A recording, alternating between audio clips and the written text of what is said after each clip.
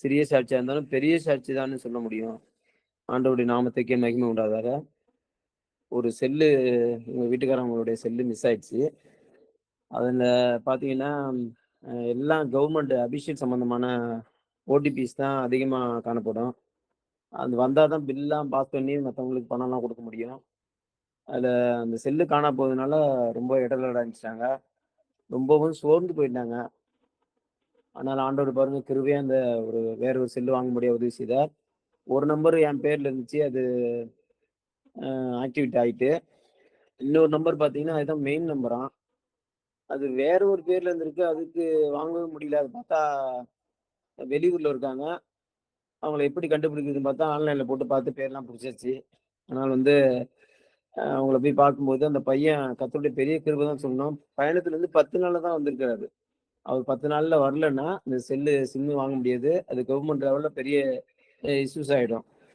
அத ஆண்டவர் கிருபையா அ மாத்தி, அந்த சிம்ம நேத்து வாங்கும்படியா கர்த்தரே உதவி செஞ்சிருக்காங்க. அது மாத்திரமல்ல, நேத்தி உபவாச வேளையில நான் அவங்க போன பிறகு 12 மணிலேருந்து ஜெபத்துல ஆரம்பிச்சுட்டேன். ஜெபம் முடிஞ்சு நானும் 2 மணி வரையிலும் ஆண்டவர்ட்ட போராடினேன். ஆண்டவரே எப்படியாச்சும் உங்க நாமத்த நீங்க உயர்த்தணும். ஏன்னா பிசாசு என்ன செஞ்சுட்டாரு ஆண்டவரு அப்படிங்கிற மாரி ஒரு சூழ்நிலைலாம் கொண்டாராம். நான் இன்னைக்கு ஜீவனோட இருப்பது அவருடைய பெரிய சுத்த கிருப.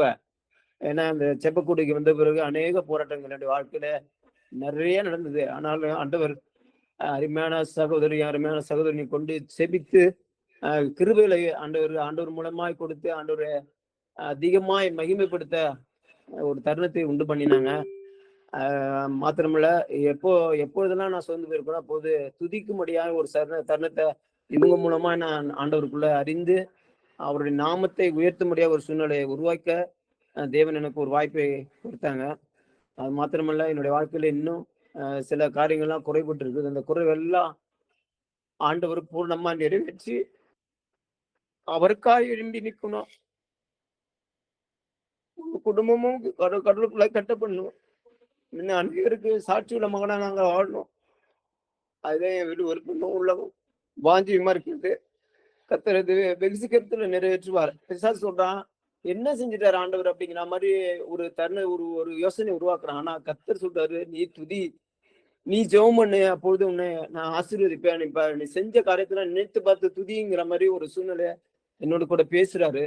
அப்ப நான் துதிக்கும் பொழுது கர்த்தர் அற்புதமா இந்த சிம்மெல்லாம் கிடைத்து ஆச்சரியமா இன்னைக்கு ஆராதனை கலந்து கொள்ளும்படியாய் தேவன் உயர்த்தினார். அவருடைய நாமத்துக்கே மகிமை உண்டாதாக.